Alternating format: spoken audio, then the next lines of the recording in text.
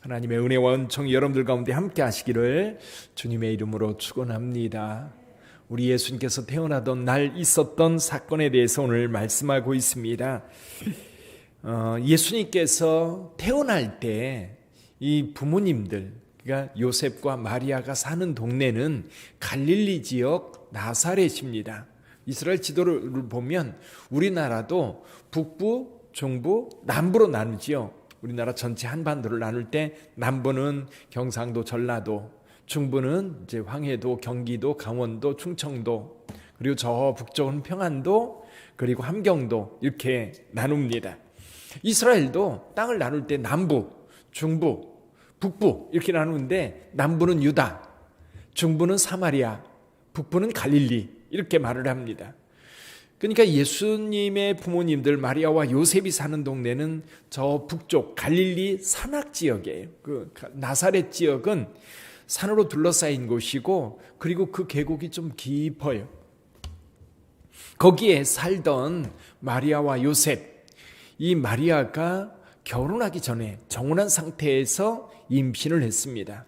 임신한 사실이 알려졌고 또 이 사실이 알려지면서 요셉은 가만히 끊고 자 있지만 하나님께서 그를 데려오기를 두려워하지 말라 천사의 음성을 듣고 아마 이 소식이 들렸을 때 마리아를 데려다가 정식 결혼한 것으로 해서 살기 시작한 것으로 보입니다.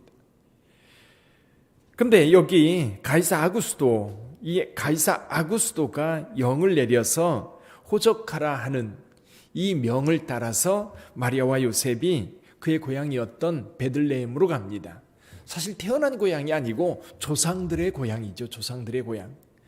저는 인동장시니까요. 이런 여기에 따라서 호적하러 간다면 저 구미로 가야 됩니다. 거기 이제 본이 있으니까 거기 가서 호적하는 거지요. 여기 마리아와 요셉은 그래서 베들레헴으로 올라갔는데 이때에 이 마리아가 만삭이 되어 있었던 거예요.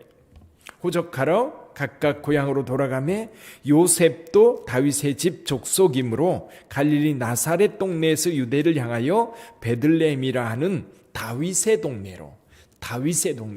이게 뭘 얘기하느냐면 지금 요셉은 다윗의 후손인 거예요. 다윗의 후손.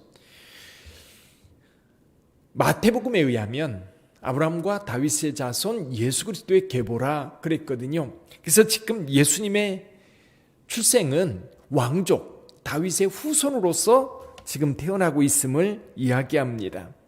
그러면서 이렇게 말합니다. 그 약혼한 마리아와 함께 호적하러 올라가니 마리아가 이미 잉태하였더라. 거기 있을 그때에 해산할 날이 차서 첫 아들을 낳아.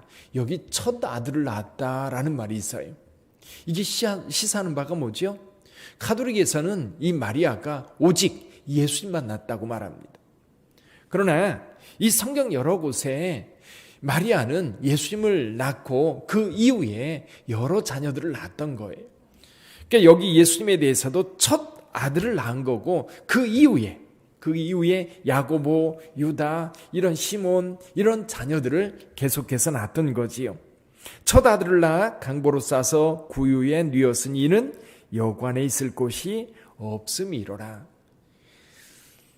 사실 이때 이제 여행을 가서 이제 여인숙 이렇게 이제 다른 객들을 재워줄 수 있는 그런 집들이 있었다고 그래요. 그럴 경우에 이 잠을 잘 수 있는 방이 없는 경우는 이렇게 마구간이 따뜻하기 때문에 재워줄 수 있는 그런 경우가 종종 있었다고 합니다. 그러나 어쨌거나 예수님께서 하나님의 아들로 이 땅에 오시는 통로가 너무 누추한 거지요. 너무 누추한 겁니다. 지금 베들레헴에 가면 베들레헴 예수님 탄생교회 이제 그 조그만 문이 있죠. 겸손의 문이라고 합니다. 겸손의 문을 이렇게 머리를 숙여 안으로 들어가면 거기 넓은 예배당이 나타나는데 그 끝 강대상이 있으면 강대상 밑으로 지하 동굴로 내려가는 길이 있어요. 그 길 따라 내려가면 그 아래에 이제 동굴이 두 개가 있습니다. 하나는 예수님의 탄생 동굴이 있고 또 하나는 히에로니무스라고 하는 사람이 이 성경을 라틴어로 번역한 방이 있습니다. 이 두 방이 있는데 우리는 보통 이제 예수님께서 태어난 그 지하 보통 이제 이렇게 언덕이 있으면 위에는 사람이 살고 밑에는 거의 동굴처럼 되어 있어서 거기에 대개는 동물들이 머물게 되는데, 지금 예수님의 부모님들은 그곳에서 예수님을 낳았던 겁니다. 자, 이 예수님께서 세상에 태어났을 때에 두 부류 사람들에게 이 소식이 전해집니다. 마태복음은 누구를 이야기합니까? 동방으로부터 온 박사들 얘기를 해요. 마태복음은 마태가 특별히 예수님에 대해서 강조하고 싶은 것이 뭐냐면, 마태는 예수님은 왕으로 오셨다는 거예요. 그래서 동방 박사들이 예물을 가지고 오는 겁니다. 예물을 가지고 온다는 것은 귀한 사람이 탄생했을 때예요. 그래서 왕으로 오신 예수 그리스도 앞에 이 예물을 드려서 그를 높이고자 하는 것이었고요. 누가복음에서는 이 동방 박사를 이야기하지 않고 누구를 얘기하느냐 하면 목자들을 얘기해요. 여기 한번 볼까요? 8절 한번 읽어보죠. 8절. 그 지역에 목자들이 밤에 밖에서 자기 양떼를 지키더니, 목자들이 베들레헴에서요, 베들레헴 언덕에서 내려다보면 저 건너편 좀 멀찍이 보이는 마을이 하나 있습니다. 산봉우리가, 나지막한 산봉우리가 있는데 그 봉우리 위에 교회 하나가 있어요. 그 교회가 목자들의 교회입니다. 목자들의 교회. 이 목자들의 교회가 있는데, 목자들의 교회 뒤편에 가면 동굴이 있어요. 동굴.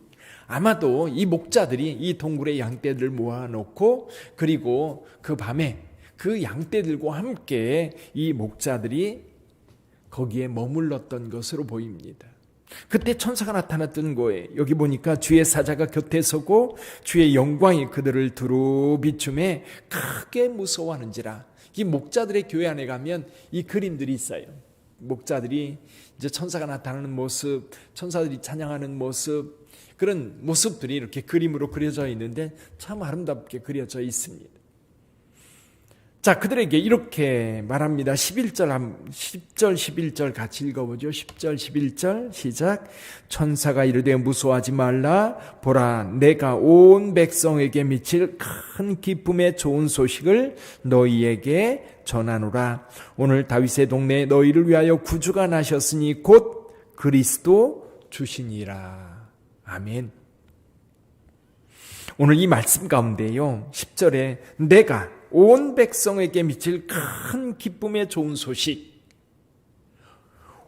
온 백성, 모든 사람들에게 기쁨이 되는 소식이에요. 모든 사람. 이게 어떤 사람에게는 기쁨의 소식이지만 어떤 사람에게는 불편한 소식이 아니라 모든 사람들에게, 이 땅에 사는 모든 사람들에게 기쁨의 소식이다. 그것은 바로 다윗의 동네에 너희를 위하여 구주가 나셨는데 그분이 바로 그리스도다. 이 소식인 거예요. 여러분, 어떤 사람에게는 특별히 기쁜 소식이지만 다른 사람들에게는 그게 별스럽지 않은 소식이 될 수 있어요. 근데 예수 나심의 이 소식은 여러분 일정한 사람이 아니라 이 세상에 있는 모든 사람들을 위한 소식이다. 그래서 예수님의 오심은 결국 우리 죄 때문에 우리가 하나님 앞에 하나님의 영광 가운데 이르지 못하게 되었는데, 예수께서 오셔서 우리의 죄짐을 짊어지시고 십자가의 죽으심으로 그 보혈의 피가 저와 여러분들을 씻어주셨어요. 그래서 믿는 자들은 그 예수 그리스도의 이름을 믿어 하나님의 자녀가 되고 영생을 얻게 되는 줄 믿습니다. 이 기쁜 소식이 우리에게 전해지고 있는 거예요. 이 기쁜 소식이 지금 여기 천사들을 통해서 목자들에게 전해지고 있는 겁니다.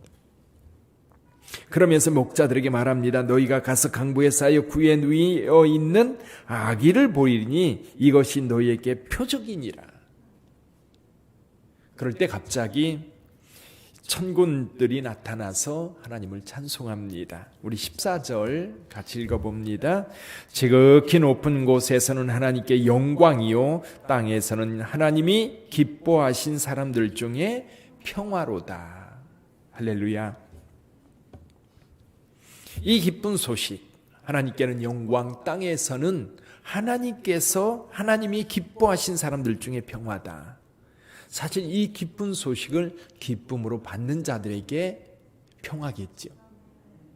이것이 예수 그리스도께서 우리의 구주요, 예수께서 우리의 그리스도 되심을, 그리고 그분이 하나님의 아들됨을 우리가 믿고 확신할 때에 그에게 주어지는 평화인 줄 믿습니다. 이 천사가 떠나고 난 다음에 이 목자들이 베들레헴으로 올라갑니다. 그리고 그 예수님을 보고 그에게 이제 마리아와 요셉에게 그 천사가 나타나서 있었던 이야기를 다 이야기하게 되지요. 여기 이렇게 말합니다. 듣는 자가 다 목자들이 그들에게 말한 것들을 놀랍게 여기되 마리아는 그 모든 말을 마음에 새기어 생각하니라. 사랑하는 성도 여러분, 오늘 예수 탄생의 이야기, 이 기쁜 소식, 이 모든 백성에게 미칠 이 기쁜 소식, 오늘 우리에게까지 들린 줄 믿습니다. 지금 대림절 기간입니다. 예수님께서 오신 날을 우리가 사모하고 기다리는, 사실 이때에 메시아가 탄생하기를 유다 백성들은 너무너무 학수고대하고 있었어요. 근데 베들레헴에 조용히 탄생하셨는데 그분이 오셨음에도 불구하고 아주 특별한 사람 몇 사람들, 동방박사와 그리고 여기 나오는 목자들에게만 이 소식이 알려졌어요. 여러분, 동방박사들은 이방인들입니다. 그렇죠?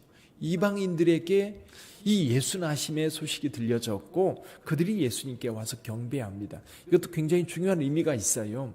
유대 땅에 유대인의 왕으로 오셨지만 실은 이 유대인의 왕은 단순히 유대인들만의 왕이 아니라 온 세상 사람들이 와서 경배할 그런 분이라는 거지. 근데 여기에서는 목자들이에요.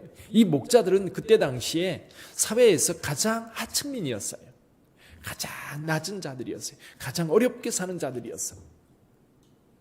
그들에게 이 좋은 소식이 전해졌다는 얘기는 무엇을 얘기하냐면 이 땅에 있는 모든 사람들, 이 사회는요 계층이 형성돼요. 왕이 있고 귀족들이 있고 평민들이 있고 노예가 있고, 인도 같은 경우는 그 밑에 또 있어요.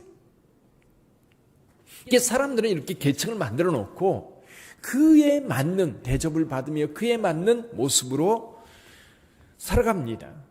근데 예수께서 오신 이 모습은 이 위층에 온 게 아니에요. 가장 밑바탕에 오셔서 이 세상에 있는 모든 사람을 품는 겁니다. 모든 사람. 그래서 마구간에 오신 거예요. 가장 낮은 자로 오셔서 세상의 모든 영혼들을 품어 그들로 하여금 영생의 길을 걸을 수 있도록 길을 열어놓으신 거지. 사랑하는 성도 여러분, 그 예수 오심이 저와 여러분들에게, 아니 온 인류에게 큰 기쁨의 소식인 줄 믿습니다. 그래서 여러분 오늘 기도할 때 마음에 깊이 새겨 묵상해 보시기를 바라요. 여기 10절에 내가 온 백성에게 미칠 큰 기쁨의 좋은 소식을 너에게 전하노라. 이 좋은 기쁨의 소식, 이게 내게 들렸어요. 그것이 여러분들에게 어떤 의미가 있으며 뿐만 아니라 이 세상 모든 사람들에게 어떤 의미가 있는지 다시 한번 깊이 생각해 볼 수 있는 그런 시간 되시기 바랍니다. 기도하겠습니다.